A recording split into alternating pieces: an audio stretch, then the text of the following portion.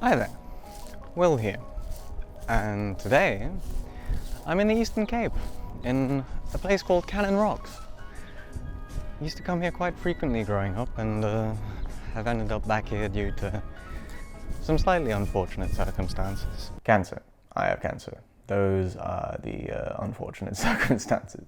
We weren't sure if it was malignant or not when I recorded the video, the journey video, which you're going to see after I'm done talking about cancer. But it is cancer, and do not worry, because everything's going to be fine. In fact, if it were some obscure type of cancer, I probably wouldn't even have bothered mentioning it on the channel. I probably just would have dealt with it on my own and maybe updated once it was all done. But this particular type of cancer is one that really more than likely impacts someone that is watching this video, which is why I'm talking about it, because it's testicular cancer, and the age range of potential risk is something like 20 to 49 years old, and 90% of the people that watch my channel are between the ages of 20 and 49.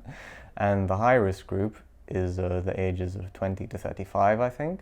And of the 90% of the people that are potentially susceptible to testicular cancer that watch, 94% of them are in the high risk group. So if you are between the ages of 20 and 35, I'm putting this out there to tell you that I would like for you to go and see a urologist and have your nuts checked out, because they're the only ones that can do it properly. Anyway, the whole video isn't going to be about cancer. The majority of it, in fact, is going to be the journey I went on once I'd found out that I had a tumor with my family, because we decided, you know what, might as well go for a family trip to somewhere that is special to us, and that's what the majority of the video is going to be, and there are going to be some lovely photographs. But before we get there, I figure I should answer some of the most frequently asked questions, because a lot of people have messaged me over the last 6 weeks and asked where I am or asked what's going on, and everyone that's messaged me I've told pretty much exactly what's going on, and there have been a fair few reactions that I think are worth responding to over here, since I reckon you might have the same reaction. The first and most common question that I've been asked is, are you serious? No joke. And yes, I am serious. I do have cancer. I'm going to be perfectly fine from it. I'm going for chemotherapy tomorrow, in fact, but I do have cancer. I wouldn't joke about it, but now I can, because I have cancer. Second most common question, what caused it? This is an interesting question. I'm not going to talk too much about it, but I actually think I spoke to a cancer doctor at some point over the last 6 weeks, and they were like, some of the most common questions people get asked, what caused it? And it's an interesting question that people are recommended not to ask cancer patients, because there's some blame implicit in it, you know? It's like, what did you do that caused the cancer? And well, I think there is something that I did. Me and my urologist spoke about it and kind of figured it out. He reckons, after pursuing a bunch of options, that the thing that caused my cancer was going on our analog circle jerk, a subreddit, and looking at some of what those denizens over there get up to, because according to my urologist, the majority of the posts on our analog circle jerk will give anyone ball cancer. No, I'm kidding. There's no specific reason that anyone gets testicular cancer, actually. It's bad luck or some industrial chemicals that people can be exposed to in super high amounts in really specific jobs, but for me it's bad luck. And probably a bit of analog circle jerk. I'm roasting them because someone there said something mean about me, and I saw it the day after I got out of surgery, and I was not stoked. I'd also like to mention how grateful I am to everyone that's reached out. I mean, so many people reached out when they saw I reposted a story that Maya had made of me in the hospital, because I was like super fuzzed out and I didn't really think about the repercussions, because a lot of people worried, but I really appreciate it. And in a way, that aspect of this has almost been like a slightly positive experience, because it can be quite strange and isolating working all the time and just thinking about the next photo you're going to make, and having had time now to just sit back and see that people care about the work that I make and if I'm doing all right. It's slightly improved my mental state, and I really appreciate it. Anyway, that's enough of that. Here are some photographs from the journey I went on after finding out that I probably had cancer, and my family decided we should spend some time together.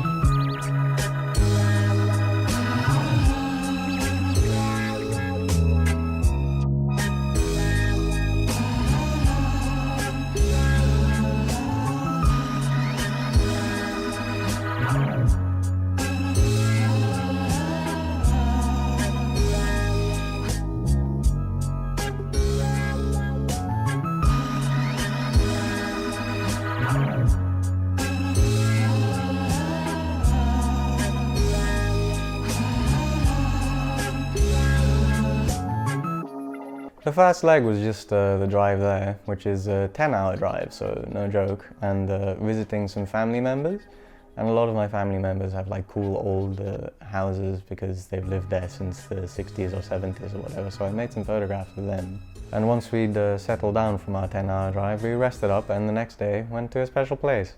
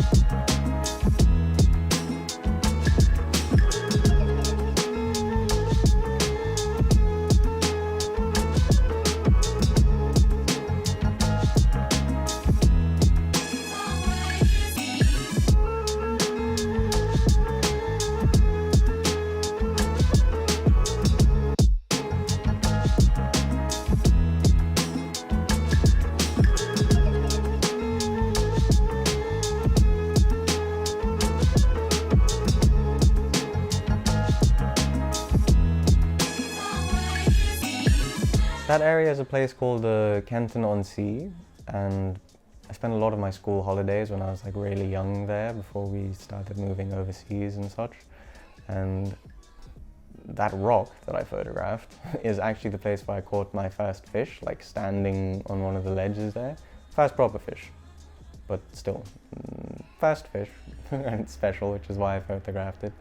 A lot of the photographs I'm going to show you in this video are just photographs that I made, I don't know, almost in a zen state really, not really thinking about a photograph needing to be any sort of thing, because, well, I wasn't sure exactly what path my life was going to take, but anyway. That evening, Maya and I went to the beach and caught a really wonderful sunset.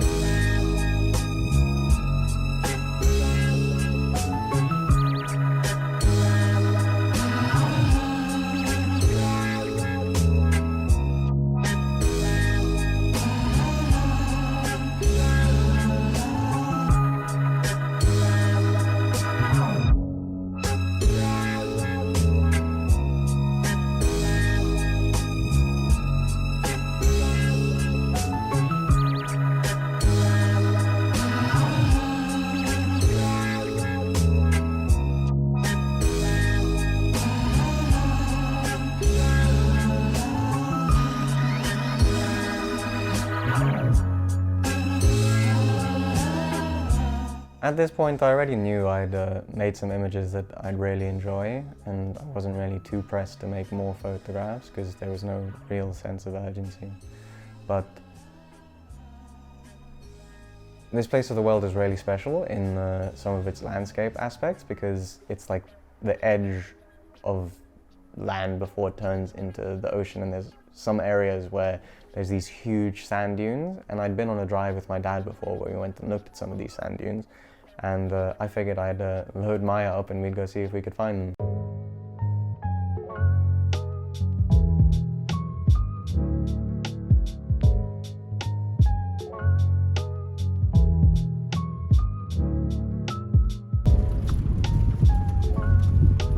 Go home, mate.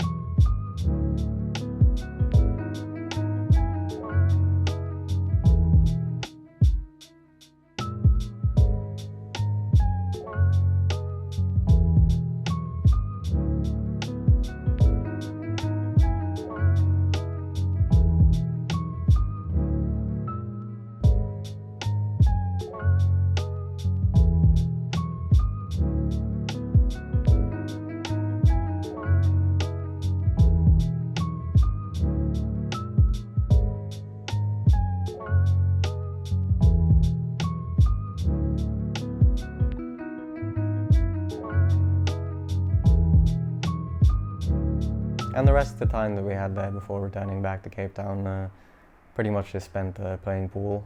And the morning that we left, Maya and I went on a walk to a little outlook, and I made a photograph there and a couple Polaroids probably.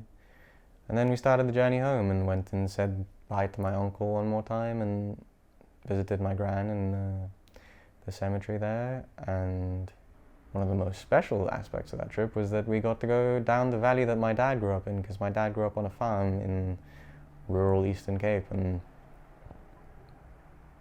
getting to look at those farms and stuff and imagine living on one as a young child was interesting and special. I don't know, the whole idea of memories and things has become quite important to me in my current state in life, and it was really special.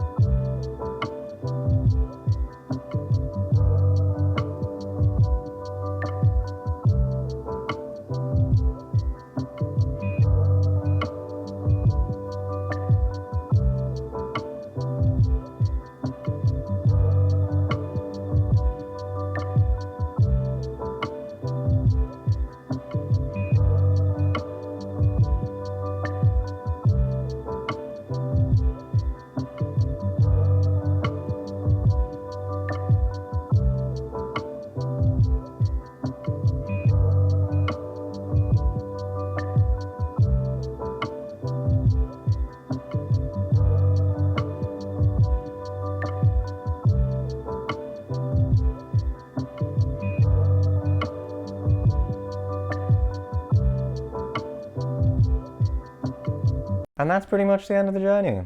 Once we got back, we started prepping for the surgery basically, because I think it was a day or two after we returned, and got loaded up to the hospital and went for surgery. They took me in early and I ended up coming out quite late, which had people very worried about me. But Maya was waiting in my ward, even though she wasn't really allowed to, when I came out, and she took some videos of me in my super drugged up state and in a decent amount of pain. But you can see for yourself here, I'm always dedicated to the cause and making a video. And I made some photographs there as well. I don't think I can overstate the amount of pain I was in, to be honest. They had me on like 8 milligrams of oxycodone, I think it is, and I was still in agony just because of the nature of the surgery, but I made some photographs. Can't even really describe to you what they mean to me, because a lot of the time with a photograph, the trickiest part is making it mean something, whereas when it's a photograph of something like this, it means so much that even if it were terrible and out of focus or whatever, it would still be special. And this is special, I suppose, in a way. In a terrible way, kind of, but special. And then for 4 weeks following that surgery, I pretty much lay in bed in pain. And couldn't really walk at all for the first 2 weeks, then started being able to shuffle about, then started being able to walk so long as I was wearing the right pants. And this last week I've actually been able to walk in normal clothes and everything and haven't had any pain. I've got some residual nerve damage in my left leg, which I'm hoping sorts itself out eventually, because it fluctuates between being numb and intensely sore, but that is what it is. And tomorrow I go for chemo, and that is what it is too. One of the more special aspects of the whole being bedridden thing, though, was that even before I'd gone for surgery, Maya and our neighbor Kelly had hatched a plan to get me a slush puppy, which is like an ice thing that you used to be able to get at all the movie theaters, but because most of the movie theaters here have shut down, can't really get them readily anymore. And Kelly had like phoned around and asked all her friends that know anything about movies if they knew where they could get a slush. And then like in the first week of me being bedridden and quite miserable, they went out and found the one place in Cape Town where they still sell slush puppies, and they bought me a slush, which was really nice. Anyway, I'm gonna be fine. I'm going for chemo tomorrow because I'm going to do my best to upload this video the day before I go for chemo, and 3 weeks from now everything should be back to normal. Hopefully I won't be feeling terrible anymore. I'm only doing 1 chemotherapy session, and then everything will be great. And I really appreciate your patience with me in terms of video output and stuff. I was expecting to be slightly more functional than I am, but things weren't quite as smooth as I wanted them to be, even though they've gone about as well as I could hope for them to. And I'm really humbled by the amount of people once more that have reached out, irrespective of me having said what I'm going through, and just offered their support. It's really, I'm really grateful for anyone that watches these things. It's truly an honor. And I've also noticed that I've hit 10,000 subscribers around here, which is really amazing and something I never expected, but this isn't a video to talk about that too much, so there will be a 10,000 subscriber special at some point in the future. And a massive thank you to the members of my Buy Me a Coffee. As always, I think the majority of them are still around, even though I haven't posted anything on there in a while, and it's really amazing and helpful. And in fact, the most special thank you of all, actually, before I even forget to mention it, I mean, I don't need to because I've thanked her every day, but Maya has taken care of me better than I reckon anyone's ever been taken care of in their life in any illness like this. No, that's an overstatement, but she's been absolutely amazing, and my family members have been amazing, and I just feel like I should thank them because it feels wrong not to. And I'll see you all soon.